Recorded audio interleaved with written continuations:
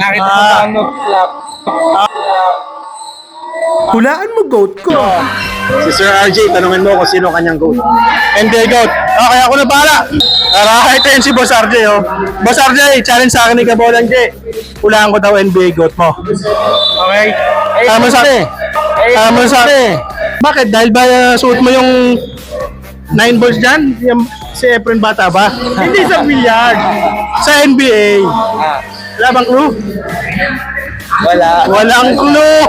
Walang clue. Pero hindi Air Max yan eh. Ha? Pero tingin ko, sa era nito, ito, ano ba to? Phoenix Suns? Charles Barkley? Hindi naman kasama sa goat ano yun, di ba? Mga favorite player yun.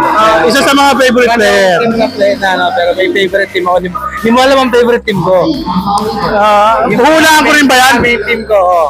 Hulaan ko rin. So hulaan ko muna yung player, yung team muna. Team muna. Favorite team mo? All time. Yun ang gamit ko sa PlayStation eh. Ang hirap nun ah. Ano ba to? Dynasty ba? Dynasty? Mabilis mo mahulaan. Hindi, apat yata yung Dynasty, tatlo. Clue, Dynasty sige. ba? Chicago Bulls? No. Ay, mali ako. So ano yun? Anong team to? Celtics. Na Rebirth? O Garnett? Era? Paul Pierce? Ray Allen kasi favorite ko nung nasa So era nila Garnett? PlayStation kasi gamit ko ano dati sa Sonic, si Ray Allen. Okay. Walang makatalo sa akin sa PlayStation dati. Lumipat si Ray Allen sa Celtics. Time na paglipat ni Ray Allen, nag-Celtics ako.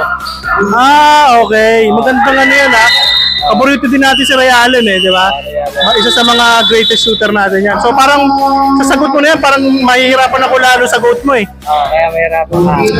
Kaya ako nag-ano si Ray Allen dahil nga doon sa PlayStation. Magagamit ko si Ray Allen na kung saan na sa PlayStation naglaro si Ray Allen. Gagamay ko yung laro niya eh. Pero dahil din sa sagot mo, parang nakikita ko yung era mo. Tingin ko, it's either, dalawa lang eh. It's either Jordan or Kobe. Pareho. Pareho mong goat yun? Oo. Okay. All time. MJ yun, MJ talaga. All time MJ. Pero sa era ko kasi, si Kobe ang goat ko. Sa era mo, all time Jordan. Okay. Bakit si Kobe sa era mo? Yun yung time ko eh. Yun yung napanood ko talaga siya.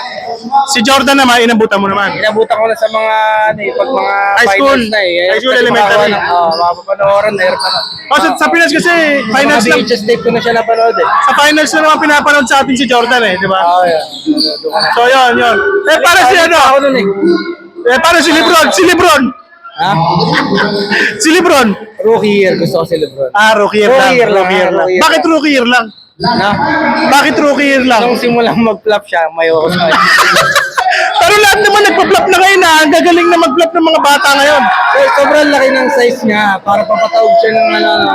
Hindi, Ayoko kasi ng ganun. Nakita ko sa ano flop.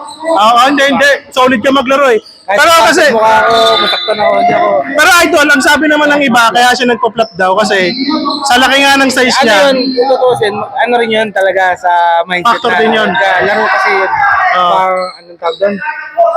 Matalino ka kasi maglaro. Kaya Skill ginagawa nice. yun. Kulang no? Kulang. Pero ang sabi ng iba, boss, kaya daw siya nagpa-flop. Kasi nga, dahil sa laki ng size niya, hindi na tinatawagan ng ref yung mga foul daw sa kanya, sabi ng iba. Yun Ano ang sabi mo doon? Flop pa din eh, no? Matalino kasi yung laro yun talaga. Kulang na Kulangan kulang. mo eh, kasi... Pero ikaw kasi kita ko laro mo, talagang honest eh. Ayoko. Honest, tsaka hustle talaga eh, no? Kahit masaktan ako. Salpak talaga eh, no? Talaga, Kaya maganda. ayoko kay Lebron eh. So ang GOAT nito, si Jordan talaga. Jordan. Pangalawa niya si Kobe. Siguro. Si Lebron X. Wala sa top 5. Wala. Top 3 mo. Isama mo na si Dwayne Wade. Magaling yon. Paborito din natin yan. Ayos, boss. Siyempre sa billiard, wala nang usapan, Efren. Pero ito, basketball. Ayaw, bad ko. Johan Chua. Ayan, no? Sa Pinas ba yan? Ayos. Shower out daw, Ayan. Or si DOA yan. Boss, mga top billiard player natin to si Boss RJ dito sa UAE, ha? Ayan, no? Boss, salamat. God bless.